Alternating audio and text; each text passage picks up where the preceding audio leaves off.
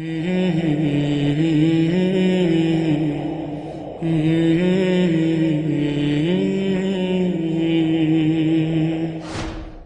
all came with problems, we all had problems.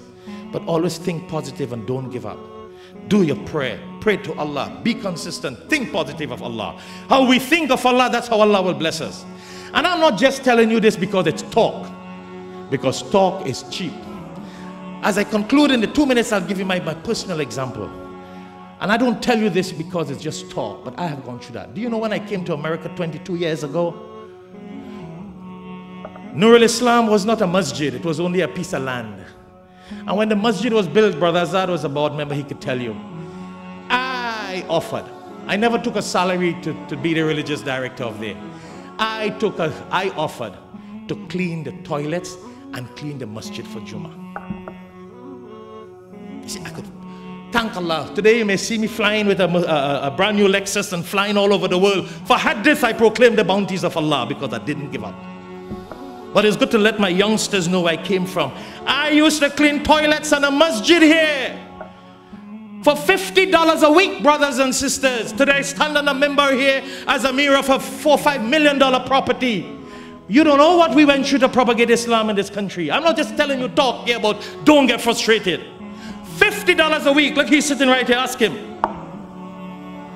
Before Jummah, I will go to the masjid early. A lot of you probably don't see me and say, oh, Shaikh Shafayat only comes for salah and he goes in his office. That's what you see now, brothers. I used to help a brother in a dry cleaner for $100 a week. $100 a week so I could serve the masjid and the Muslim community in South Florida for free. Ask him, they never paid me a salary. So don't just watch a Lexus and watch me stand here and watch this beautiful Darul Uloom. You don't give up, you don't quit. I had many dunya jobs that came to my door, but every time it came to my door, I said, what happens to Jummah on Friday? I said, not really. I said, well, not really too. This is my priority. A lot of people don't understand that. That's where we came from. And listen, it wasn't me alone. I had a wife and 6 children at that time getting $50 a week. When we started Darul Uloom, Brother Azad is here. We started at 12 and 15 people. That was the size of the little room down there. We used to clean the toilets. Sister Veronica is the millionaire and she used to sweep the toilets and clean the toilets. This place was all rough concrete.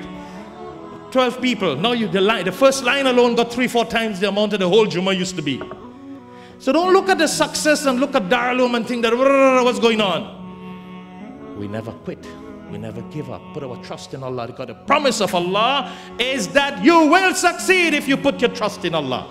I didn't want to leave you with this khutbah here and say, well, that's only talk the Sheikh gave us. I went through that.